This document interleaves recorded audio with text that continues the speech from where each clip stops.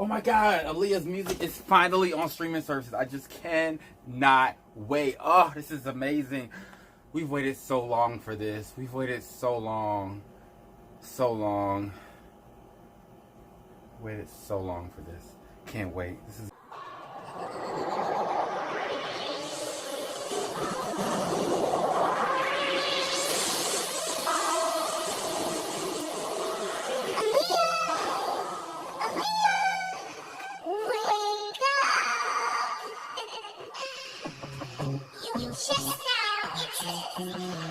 into the next level. The new world of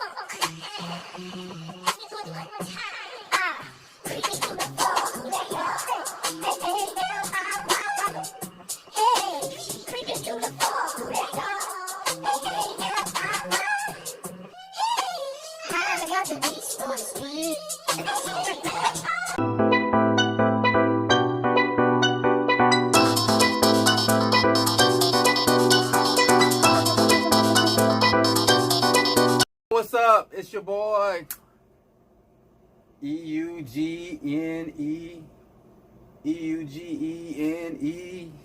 Smilez. I had a little brain fart. Y'all, Aaliyah's second album, double platinum, second album, Oneinamillin, is on streaming services. We won! Kind of torn. But before we get started, like, share, subscribe. Eugene Smilez on everything. Y'all see all that Twitter, social media. Shout out to everybody that has streamed my new project, my new EP. The Eugene Smilez project is doing very well for somebody who just released the first single this year. So I'm super excited about it. And let's get into Aaliyah. So I wanted to revisit this album.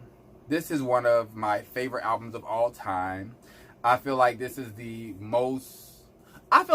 most influential album, body of work, when it comes from the 90s. Like, you know, when you listen to music before Oneinamillin and then music after Oneinamillin, you see the change. You see the scat. You see the sample. You see the change.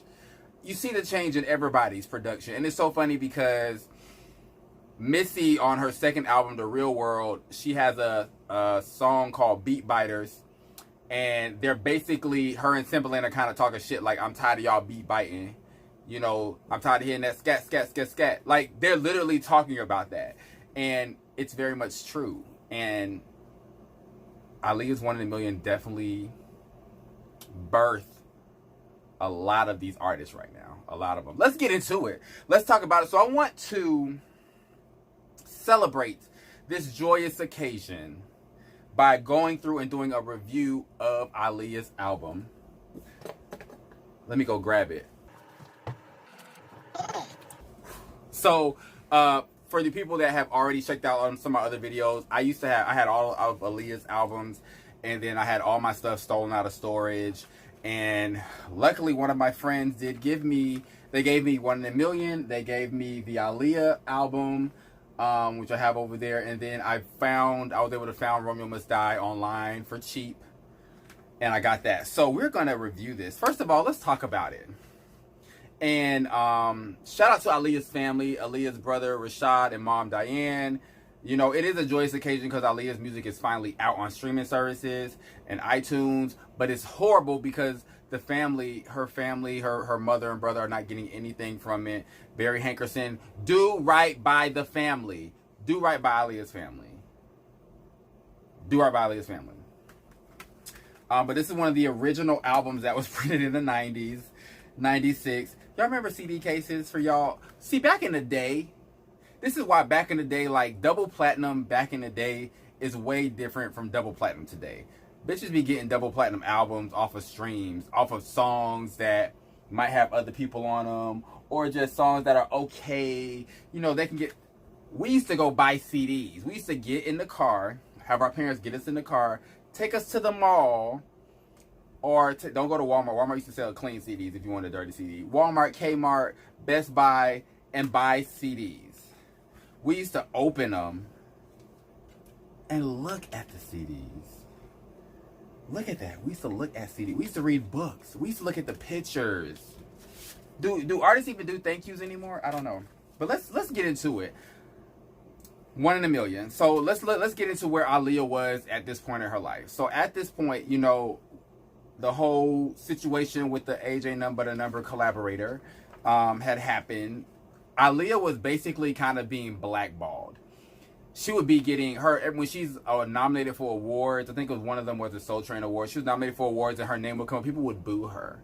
She was kind of getting blackballed from like events and radio, and people did not really want to deal with her, which is so strange. And this is why we got to really protect black women, because she was a victim in that situation with R.kelly, and she was being treated as if she was the one that messed up. The girl was 15. You know what I'm saying? It's stupid. But she was at a point, you know, where she had separated from R.kelly. Her dad completely took over her management of her career, and she was trying to get a new sound. As we get to see throughout her career, she always wanted a new sound. She always wanted something new. You know what I'm saying? So she was offered a chance to work with Diddy. Aaliyah was originally supposed to work with Diddy, Puff Daddy at the time. He was supposed to executive produce her album. And apparently those songs are somewhere in Diddy's storage or somewhere in one of those houses. I think they went to the Bahamas to record, and we don't know where those songs are. And Diddy claimed he can't find them. Diddy, find the motherfucking songs. Diddy, find the songs. But yet she had an opportunity to be introduced to a new group, it was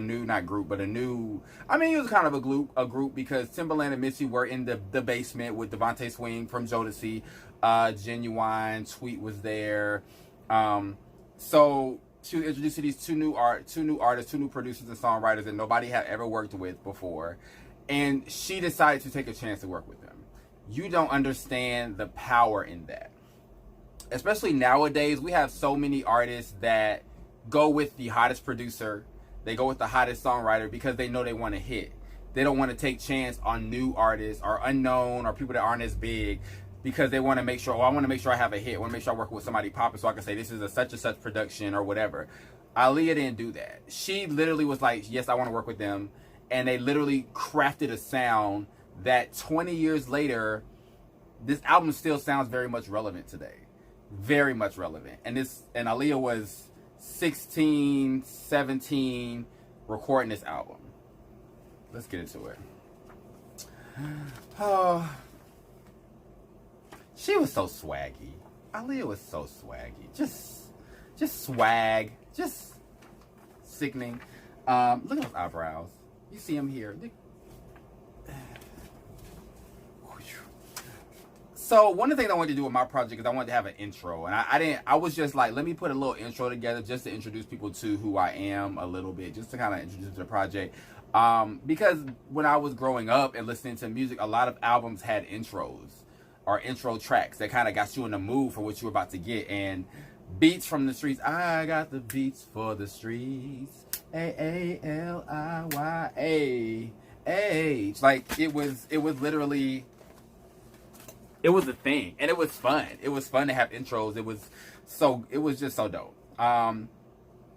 So the first track was the Beats for the Street intro. Hot Like Fire is the second track. So Hot Like Fire, the original version, is very dope. I love Hot Like Fire, the original version. But when the Hot Like Fire Timbaland remix came out, it was a wrap. It was a dub. It was a dub for Hot Like Fire original. I do still listen to this, and I am going to still listen to it because this album is about to be on rotation heavy. We need Aaliyah to debut #1. We need Oneinamillin album debut #1 next week, so y'all need to be streaming. But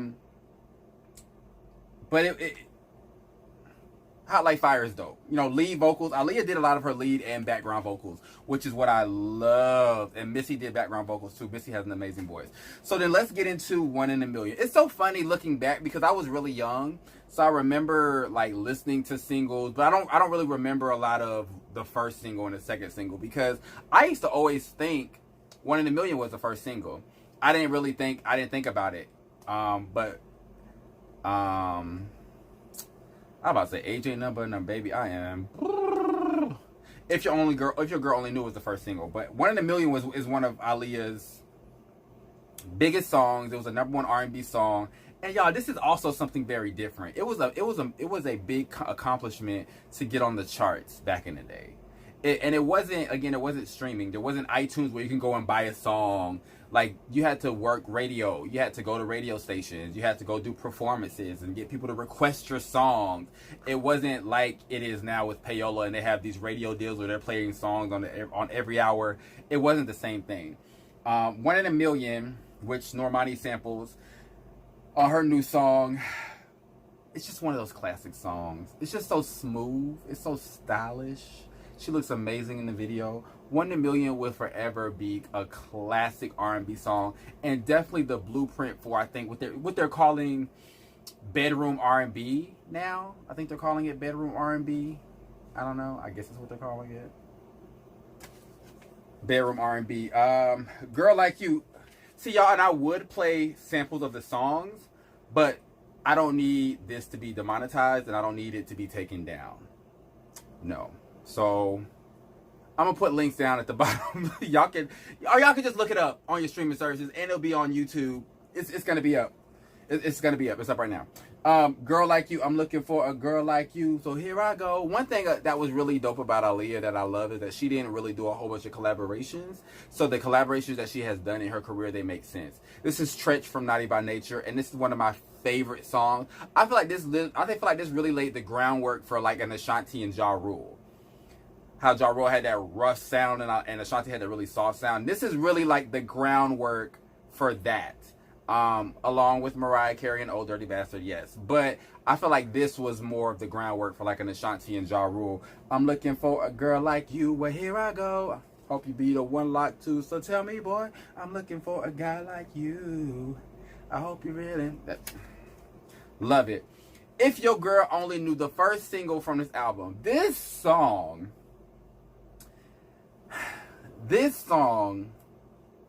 is one of my favorite songs, and I'm gonna also post a link in the corner because I did do an intro to If Your Girl Only Knew. I had my leather on for one of my other Aaliyah videos. I had my leather on. I was dancing. If your girl, like, it was lit. It was cute. It was cute.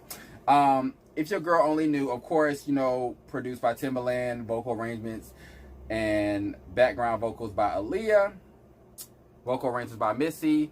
This is such a swaggy ass song. It's like, if your girl only knew that you wanted to get with me, she'll probably leave you alone. But then Aaliyah is like, I ain't finna play with you because you trying to talk to me and you got a girl. So why would I do that to myself? I'm not doing it to myself. And then a Lil Kim is in the video. I really just don't. I think we were really close to getting a Lil Kim and Aaliyah song, like a real song. Aaliyah was singing background on a demo, but we really needed that. Choosy Lover. Aaliyah is a huge fan. She was a huge fan of the Isley Brothers. She already did At Your Best. So we knew what that was. Classic, top 10 Billboard. Choosy Lover. So swaggy. And her voice just fits so amazing on the album, on the song. Choosy Lover. Oh, you're so choosy, babe. Don't y'all drag me for my vocals. Don't do it.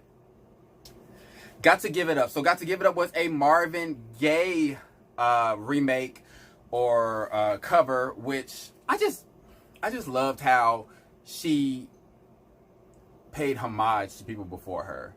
If she liked the song, she wanted to do it, she did it. You know what I'm saying? And damn, I miss Aaliyah so much. 4-page letter. 4-page letter. I'm sending you a 4-page letter. 4-page letter is another one of those like staple Aaliyah songs. Yo, turn my music up. Like that. Did y'all see that TikTok or something that had it that was funny? And she was like, turn my music up. Like,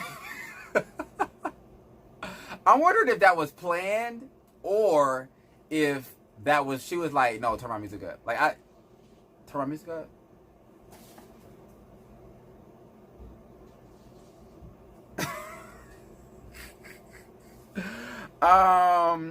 Everything's Gonna Be Alright. So Everything's Gonna Be Alright, which was done by Rodney Jerkins, who y'all know, who has worked with Brandy a lot.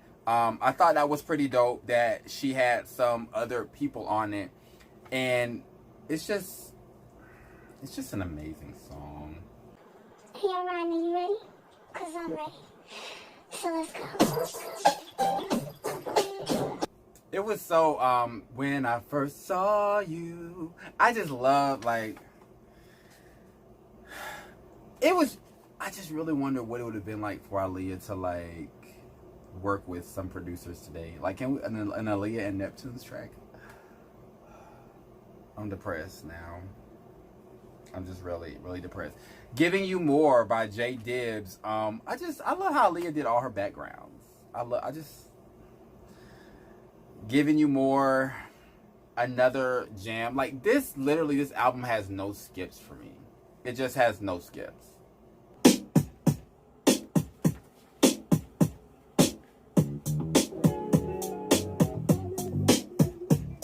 Now, when y'all listen to the album, you're just gonna see how smooth the production is. How smooth the vocals are. All that you need. Like, wanna be the one that's giving you more. Hey!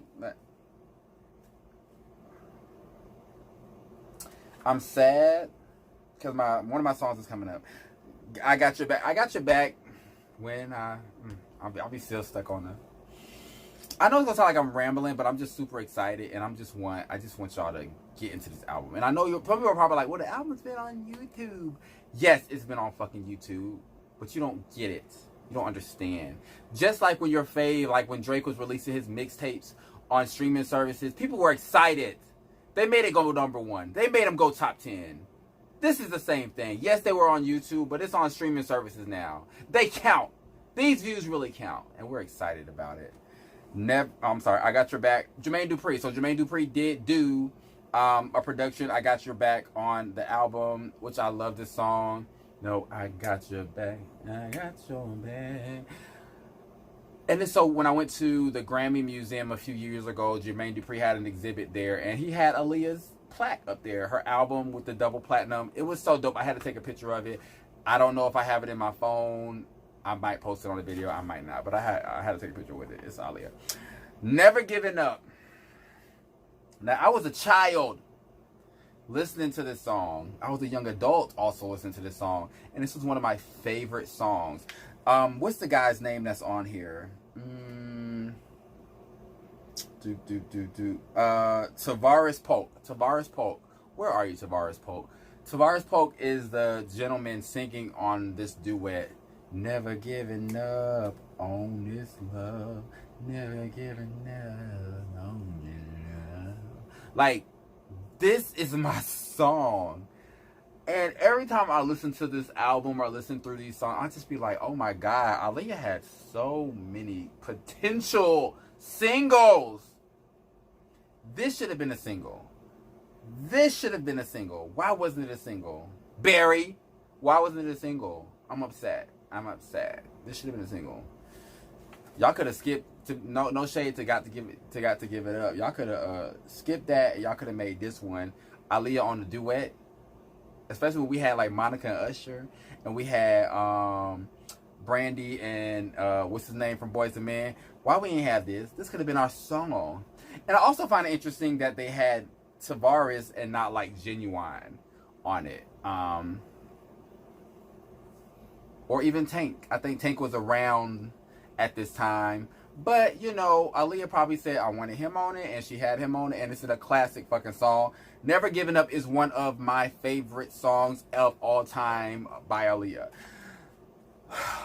But my #1 song, y'all, is Heartbroken. Baby, baby, baby, yeah. I wanna satisfy you. Heartbroken. That song did what it needed to do. That should have been a single. Make it a single now. Give us an animated video. Give us a montage. Make it a single. Serve it to radio. Put it on playlists. Aaliyah Heartbroken needs to be a single. That is my fucking song. Of course, it's a Missy and Timbaland song. There was a lawsuit of some lady saying that she wrote the song and Missy didn't write it. I don't know if I believe that, because Missy been penning hits for decades, and for her to just steal this song, I just don't know if I believe that. But either way, Missy Timbaland did this. Aaliyah vocally kills this. This is one of my favorite songs. I love Chopped and Screwed music, and I also like to listen to this in Chopped and Screwed. This song will be on repeat for the rest of my life on streaming services. Rest of my life. Heartbroken is the best song on the Oneinamillin album. Period.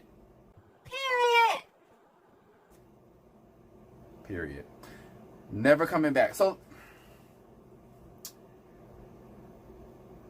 Never Giving Up, Heartbroken, Never Coming Back, Ladies in the House. You know, when artists, like, they have an album and they have a run of like 3 to 4 songs where it just be like banger, banger. Never Giving Up, Heartbroken, Never Coming Back, Ladies in the House. Back to back bangers. This is why y'all faves be listening to Aaliyah. She's inspired Drake, who is the biggest rapper out right now. It's between him and Kanye. He's the biggest male rapper, because Cardi is the biggest female rapper. Probably one of the biggest rappers out. She inspired his sound. He has her tattooed on his back. Like, that singing that y'all be doing on them Drake songs, that was inspired by Aaliyah. And this album. That run of those 4 songs is... What were they thinking? Like, Timbaland and Missy need to be studied, because the things that they do,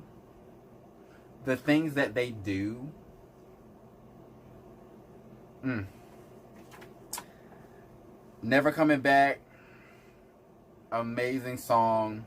And my ladies in the house tonight, let me hear you say yeah.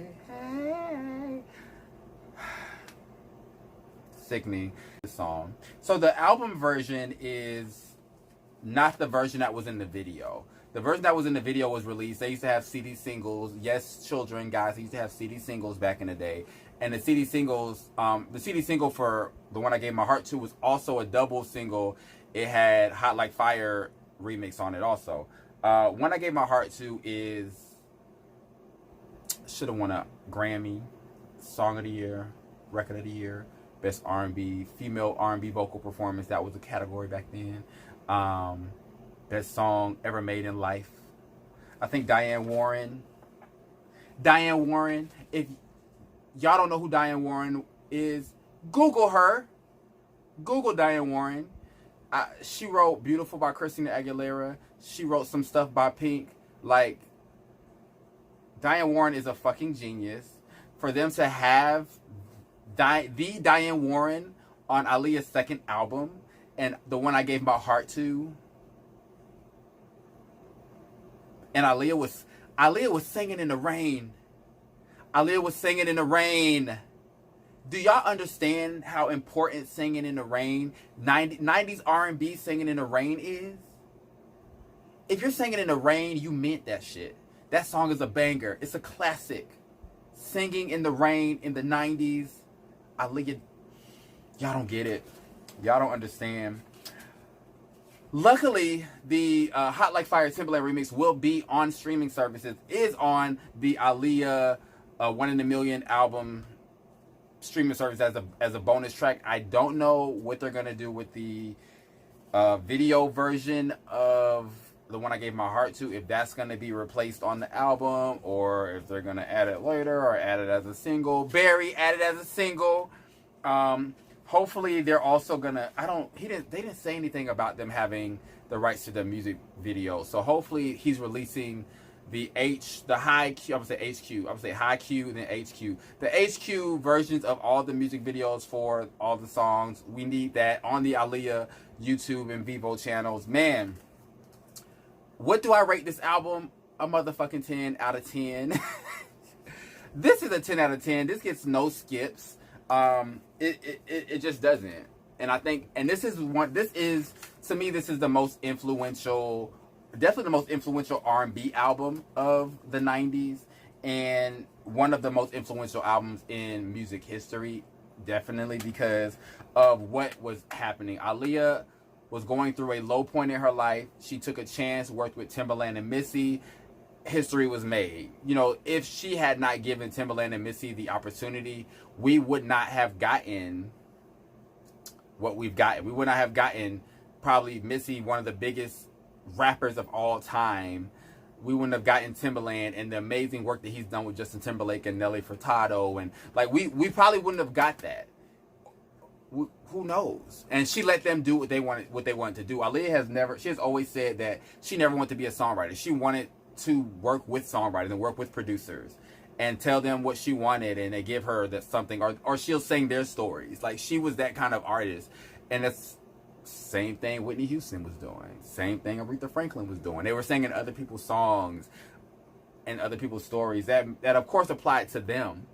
But this, one of the most influential albums of all time. This album gets a 10 out of 10. Make sure you guys are streaming Aaliyah Oneinamillin on all platforms. YouTube, put it on your playlist. We got to get her to debut #1, man. Y'all like, share, subscribe. And I'll see you next time.